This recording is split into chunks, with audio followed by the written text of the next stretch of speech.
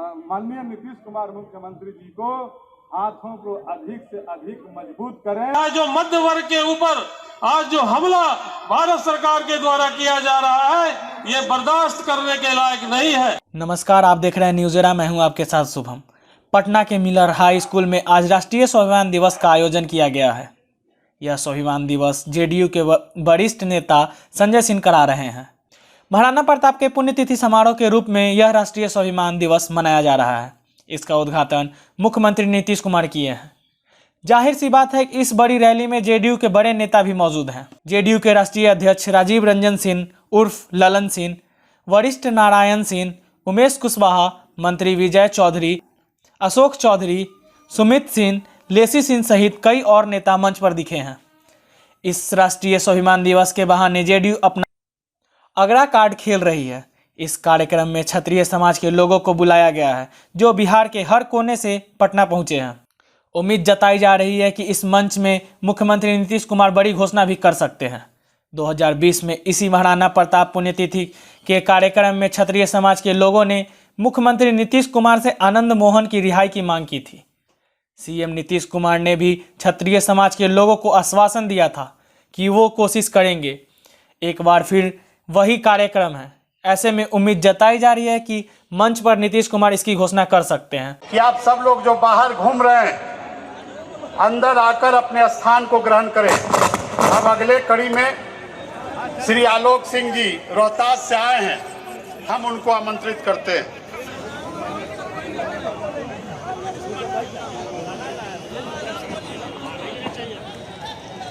आज राष्ट्रीय स्वाभिमान दिवस के शुभ अवसर पे मंचा सेन, हम लोगों के अभिभावक और बिहार सरकार के तेज तर्रार मंत्री श्री अशोक चौधरी जी, मंचा सेन खाद्य आपूर्ति मंत्री, हम लोगों के अभिभावक श्री लेसी सिंह जी, साइंस टेक्नोलॉजी मंत्री और नौजवानों के आइकॉन भाई सुमित जी, और आरा के पूर्व सांसद मीना सिंह जी, महेश्वर सिंह जी, देता हूं कि कम से कम रोहतास और कैमूर की धरती से आप लोगों ने अच्छी उपस्थिति दर्ज की। आज इस मंच के माध्यम से हम लोग, मैं और विजय भैया, आज ही इस दल को ज्वाइन किए थे। और माननीय मुख्यमंत्री जी का एक विशेष मैं बता दूं कि जिस तरह से महाराणा प्रताप का मूर्ति पटना में उन्होंने अनावरण करके स्थापित किया, जब सासाराम में हम लोग इस कार्यक्रम को सफल बनाने के लिए प्रेस कॉन्फ्रेंस कर रहे थे, तो पत्रकार ने सवाल किया कि जिस तरह से महाराणा प्रताप का इस देश में गुलामी के विरोध में और मुगलों के विरोध में जिस तरह से उनका योगदान रहा, उस तरह से पूरे भारत वर्ष में उनको स्थान नहीं मिला। लेकिन आज मैंने जवाब दिया कि धन्यवाद देते हैं अपने नीतीश कुमार मुख्यमंत्री जी को कि पूरे देश में हर प्रांत में जिस तरह से महाराणा प्रताप का उन्होंने पटना में एक अच्छी जगह पे मूर्ति स्थापित की है, पूरे देश के हर राज्य में स्थापित होना चाहिए। केवल भाषण देने से काम नहीं होगा, और साथ ही साथ हम लोग तेजस्वी ओजस्वी भाषण देते हैं। समाज के जब भी लोग कहीं भी जुटते हैं, हम लोग तो बड़ी बड़ी भाषण देते हैं। लेकिन मैं एक बात बता दूं कि जब महाराणा प्रताप लड़ाई लड़ रहे थे, तो बगल के जैसलमेर, बीकानेर, जयपुर, उदयपुर सारा राजा विरोध किए। तो मेरे मित्रों, अगर आज इतनी संख्या में संजय भैया के नेतृत्व में हम लोग जुड़े हैं, तो अब ये हम लोगों को आज के दिन स्वाभिमान दिवस के दिन ये शपथ लेना होगा कि माननीय नीतीश कुमार मुख्यमंत्री जी को हाथों को अधिक से अधिक मजबूत करें, क्योंकि अब ये लोकतंत्र की आवाज है, तलवार की आवाज चली गई।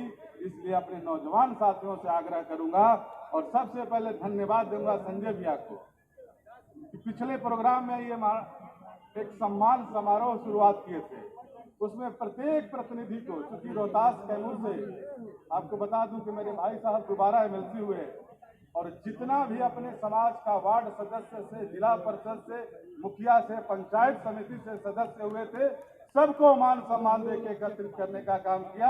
धन्यवाद इस मंच से देते हैं कि संजय भैया आप कारवां को बढ़ाइए।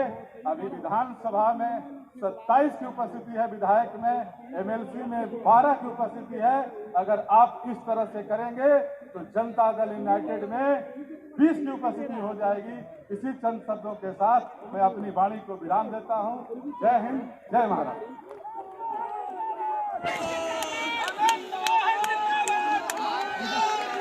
कांपते थे दुश्मन जिनके नाम से, वह ऐसा नाम था, हर लम्हा उसी में शामिल था, उसके बलिदान का जिसे हम महाराणा प्रताप कहते हैं। साथियों, इस कड़ी में आगे आरा की माननीय पूर्व सांसद आदरणीय मीना सिंह जी को हम आमंत्रित करते हैं। विजय सिंह जी को आमंत्रित करते हैं संबोधन के लिए।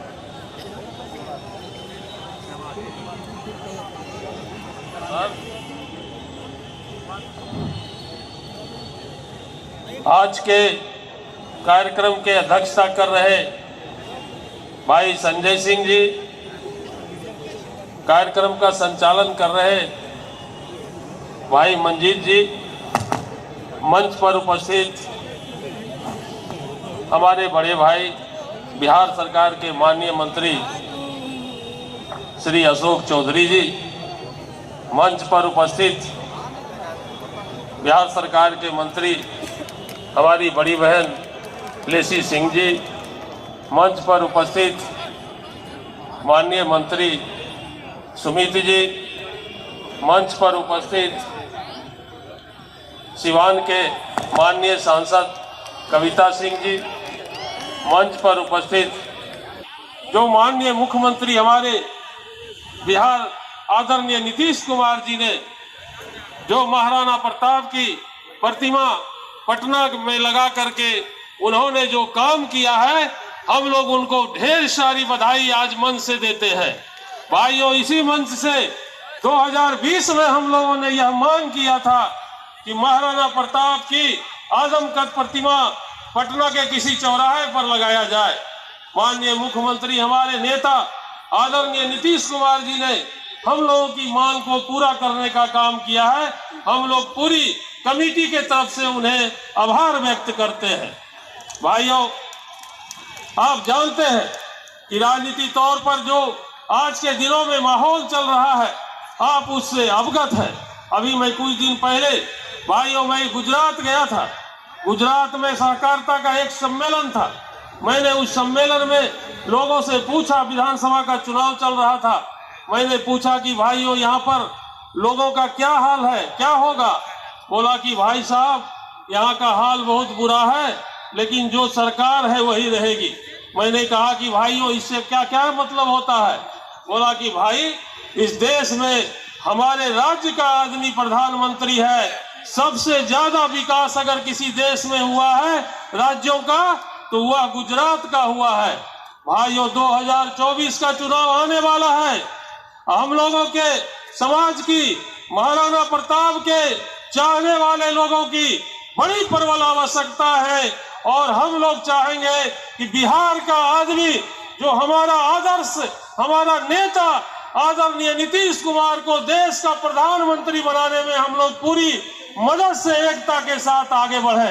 भाइयों, आप जानते हैं अभी जो हालात है उसके तहत जो महंगाई का मार है, जो लोगों का है, जो मध्य वर्ग के ऊपर आज जो हमला भारत सरकार के द्वारा किया जा रहा है, ये बर्दाश्त करने के लायक नहीं है। हमारा नेता जो आप जानते हैं कि 2005 से लेकर के बिहार में विकास के लिए जो काम उन्होंने किया है, जो सामाजिक संरचना के लिए उन्होंने काम किया है, सभी जाति सभी धर्मों के साथ आगे बढ़ने का जो काम उन्होंने किया है, अगर ऐसा नेता हमारा देश का प्रधानमंत्री बनता हो तो हम लोग की बड़ी गर्व की बात होगी और बिहार आप जानते हैं कहां से कहां चला जाएगा।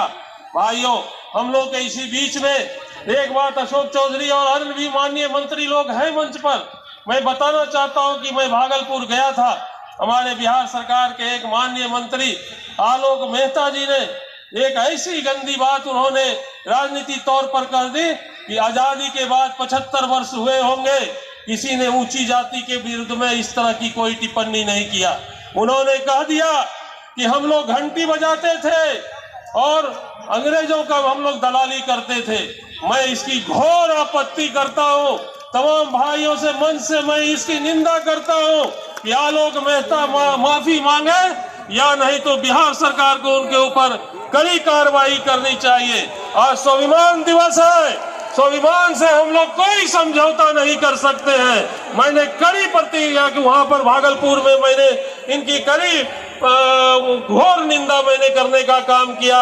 हमने प्रेस कॉन्फ्रेंस भी कर करके इनके ऊपर आपत्ति देने का मैंने काम किया है। भाइयों, समय का अभाव है, बहुत सारे लोग हैं। इसी मंच से मैं इस पार्टी में मैं जनता दल यूनाइटेड में ज्वाइन किया था और माननीय मुख्यमंत्री जी ने जनता दल यूनाइटेड से मुझे टिकट दे करके भागलपुर और बांका से एमएलसी बनाने का उन्होंने काम किया है। मैं उनके लिए तहे दिल से आभार व्यक्त करता हूं। संजय भाई खड़े हैं, अभाव समय का है। मैं इन्हीं बातों के साथ तमाम लोगों का फिर से मैं स्वागत करते हुए अपनी बातों को विराम देता हूं। जय हिंद, जय भारत। बैठ जाइए।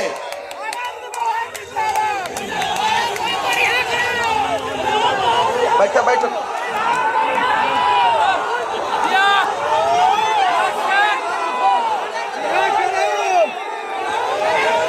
अरे बैठो मत। आप लोग बैठ जाइए, उधर बैठ जाइए। आप लोग जाइए, बैठिए ना।